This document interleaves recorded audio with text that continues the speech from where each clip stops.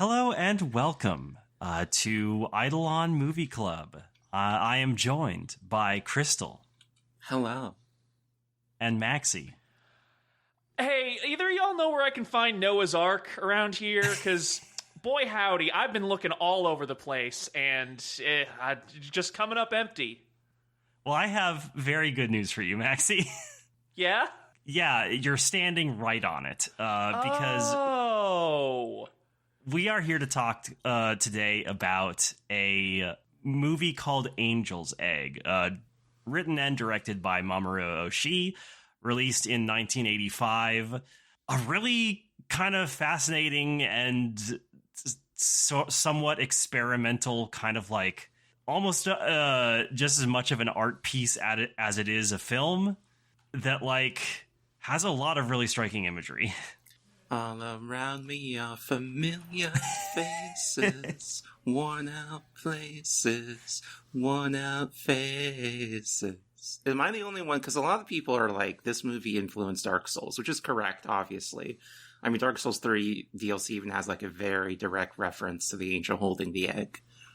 But also, when I was thinking this, and this is like my fourth time watching it, I didn't catch it till now, I think the Gears of War artists like this movie.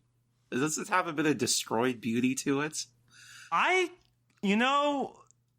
Initially I was like, what the fuck are you talking about? But then I think about like the city streets. Yeah. And like the specific way the ruined city on top of the Ark looks and sort of like the color palette involved. And like, I don't think you're that far off. Yeah.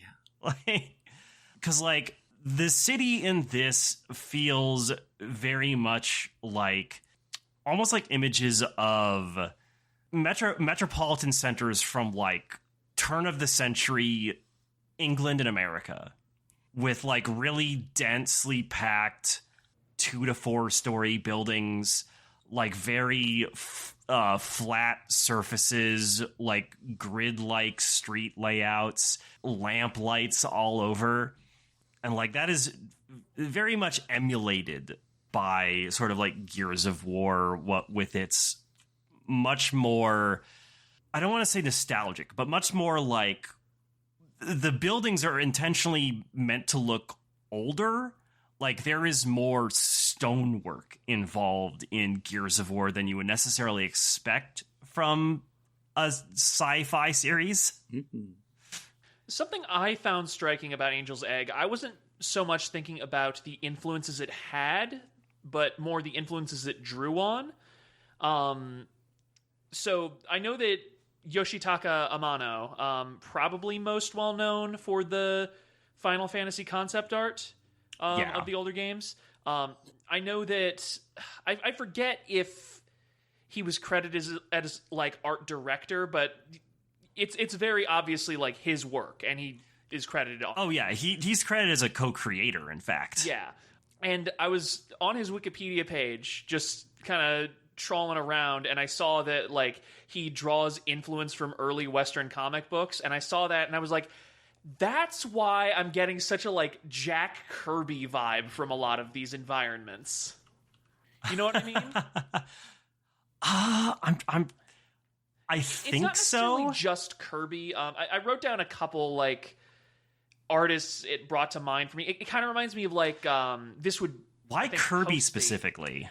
So I'm specifically thinking of Kirby's more like sci-fi stuff, like New Gods, like the way he draws futuristic cities and whatnot. There's a very particular look to.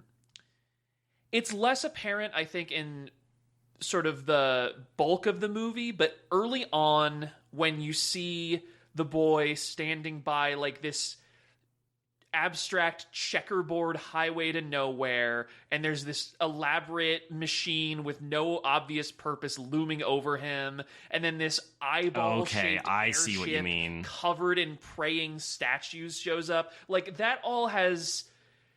It has this very psychedelic, comic booky vibe to it. It also kind of reminds me, especially that shot of him by like this checkerboard street. You know, like those... You know the way that Dr. Seuss drew